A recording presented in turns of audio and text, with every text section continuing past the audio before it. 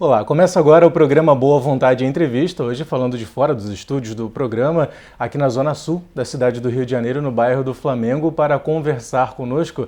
Nós estamos aqui nos estúdios do Andrés Liban, ele que é diretor de animação. Andrés, muito obrigado por ceder um tempo da sua agenda. Obrigado a vocês. Andrés, fala pra gente, é natural, hoje você já é um diretor premiado, tem diversos trabalhos já feitos, mas quando que começa o seu interesse? Que tudo tem um início. Como é que começou para você esse interesse pela animação? Eu acho que trabalho com animação vai pela paixão, é difícil que alguém vá pela profissão, porque não é uma profissão que é rentável, que é bem estabelecida, né? Não tem cursos formando animadores, né? Universitários são muito poucos, né? Ainda é inexpressivo. Então, na verdade, quem trabalha com animação vai porque se encontrou em algum lugar, né? Em geral, os animadores no Brasil são autodidatas. Eu fiz alguns cursos e comecei a trabalhar desde muito cedo, com 16 anos. Já tinha aptidão para desenho, mas comecei a trabalhar em estúdio de animação e ali eu fui me grudando nessa área. Depois foi só minha evolução, eu ainda peguei uma época que era o final da animação analógica, vamos dizer assim, que era o acetato pintado, e aí peguei toda essa transição para o computador e isso me favoreceu um pouco porque os animadores demoraram um pouco para fazer essa migração e eu peguei essa época e isso me deu alguma vantagem. Você esperava nesse início aí com 16 anos, você já esperava se tornar um animador ou foi algo que foi acontecendo naturalmente? Não animador, eu sabia que eu estava estudando muito desenho na época, então desde 11, 12 eu fazia cursos, tipo, eu tentava desenvolver, mas não sabia para que caminho ir. E aí quando eu comecei a trabalhar com animação, comecei a fazer os primeiros cursos, meio que bateu uma certeza. Isso é muito difícil, né? Hoje em dia um jovem às vezes termina o colégio, vai para a faculdade, não tem uma dificuldade para escolher o curso. Acho que a vocação vir logo cedo é uma coisa muito valiosa, assim, né? Porque você consegue dar início numa carreira que você gosta, né? Que você tem aptidão e que você se encontra, facilita bastante, assim. Teve algum momento ou de repente algum desenho, algo que você tenha feito ou assistido já na própria televisão que deu aquele estalo, poxa, eu quero fazer isso daqui, eu quero trabalhar com isso daqui, aquele momento que você sentiu que a sua paixão seria isso? Eu acho que não, acho que na verdade gostava muito de ver animação, ler quadrinho e de vez em quando eu via algumas animações nacionais. Eu vi, por exemplo, a Sinfonia Amazônica, que é o primeiro longa brasileiro me lembro de ter visto e fiquei pensando que no comecinho tem uma espécie de um curta-metragem bem curtinho mostrando como é que se faz. E eu isso de criança, eu comecei a pensar, nossa, mas que trabalheira, né? E de certa forma foi uma semente. Mas eu acho que quando você começa a exercer mesmo o trabalho, eu comecei a fazer esse curso e tal, sem grandes expectativas, quer dizer, na verdade você fica super curioso, né, e tal, mas eu acho que rola uma coisa de você sentir o gosto da fruta, né, enquanto você está fazendo. Você diz, cara, adorei fazer isso, quero fazer mais. Você falava da questão do curta que despertou a sua atenção. O seu primeiro curta foi o Sinai. Conta pra gente como é que foi essa experiência sua de fazer um curta. Eu acho que a gente tinha um estúdio de ilustração e começou a fazer animações para web nessa época. Eu já tinha participado de outros curtas-metragens para cinema e não eram da minha autoria, mas nessa época começou a vir um software chamado Flash, que ficou bem popular depois. Nesse momento ele estava bem no começo, isso foi 2000, um pouquinho antes. E também nessa época foi uma vantagem para mim, porque eu comecei a usar o Flash para fazer curtas de animação quando poucos animadores estavam se relacionando com esse software. E o mercado, vamos dizer assim, a internet não estava desenvolvida para você ver narrativas visuais. Na verdade, você tinha, quando muito, fotos que carregavam, demoravam. Você vê uma história, às vezes de 3, 4 minutos, com movimento, similar a um desenho animado de televisão.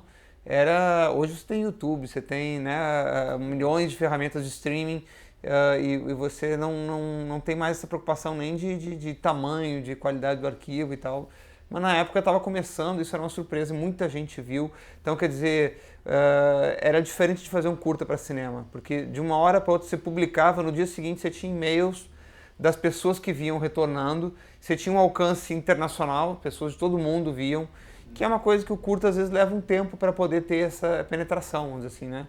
Então, não dá para dizer que foi um curta muito sério, porque ele era limitado aos recursos do tamanho do arquivo. Eram arquivos bem pequenos, então eram experiências que tinham uma historinha fechada e tal, e foi super importante para desenvolver uma maneira de fazer esse tipo de animação e me abriu portas para algumas oportunidades que vieram depois. Agora, Andrés, esse seu primeiro curta, foi a partir daí que você, digamos assim, a gente falava da questão da paixão, que as pessoas se envolvem nesse mercado de animação por paixão, mas a partir daí que você despertou, digamos assim, começou a trabalhar mais direcionado com uma visão, digamos assim, comercial mais apurada a partir do cinema? Não. Na verdade, isso foi uma consequência dessa busca já, né? Já é uma consequência. Eu já trabalhava muito com outros softwares de animação antes disso, podia ter feito isso antes, na verdade, mas a diferença realmente a grande diferença de trabalhar com Flash foi o escoamento, assim, quer dizer, você fazer uma coisa e ver na internet. Podia ter feito isso em outro software, mas sem essa possibilidade de botar numa janela para publicar para que um grande público visse, que hoje é uma coisa tão comum, tão banal, né? Na época era uma grande novidade.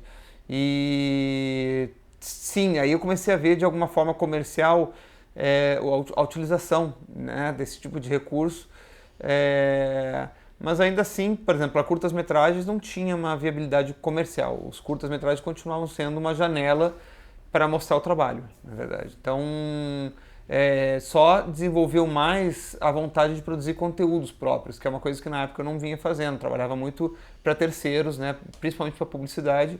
E através dos curtas eu comecei a ver algumas possibilidades de como trabalhar isso em termos de conteúdo. André, você que trabalha diretamente com isso sabe que os pequeninos, apesar das crianças terem pouca idade, eles são um público bem exigente. É natural que a gente acompanhe na televisão, ou mesmo na internet, como você falava, o material já pronto. Mas esse material, você que trabalha nisso pode falar bem pra gente, envolve uma pesquisa.